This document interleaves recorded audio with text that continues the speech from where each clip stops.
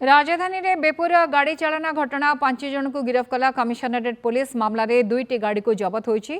शहीद नगर रूपाली छक निकट ट्राफिक नियमर धजिया उड़ाई युवक राली रे जिबा समय बेपुर भावे गाड़ी चलाई दुर्घटना घटाई से समय वीडियो सोशल मीडिया रे भाइराल होइतिला। बीएमसी ऑफिस सम्मुखर रूपाली छक मध्य युवक माने उत्पात करथिले। कमिशनरेट पुलिस घटनार तदंत करी 5 जन को गिरफ्त करछि। आप जानते जो भिडियोटी भाइराल होता आज सका प्राय 9टा बेलर घटना हम 4टी गाड़ी थिला, गोटे एक्सयूवी थिला, गोटे क्रेटा गाड़ी थिला, गोटे टाटा सफारी थिला, गोटे i20 व्हीकल थिला। 4टी गाड़ी रे किछि युवक से गाड़ी रे बिग बजार छकरू टुवर्ड्स शहीद नगर जाउथिले।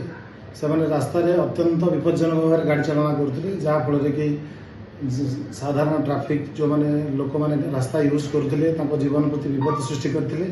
हमर ट्राफिक पुलिस रो आदेश को मानि न मानि तांको ऊपर गाड़ी मळेयार भी चेष्टा करथिले। ए संक्रांत में खराबनगर थाना रे गोटे केस करिछु। केस करिकरी हमें से 4टी गाड़ी रो 3टी गाड़ी को वर्तमान सुधा जब्त करिछु। आ 5 जन युवक ए संक्रांत जो माने ए केस संक्रांत रे हम थाना रे रखिछु। हमर फ्यूचर इन्वेस्टिगेशन चलछि।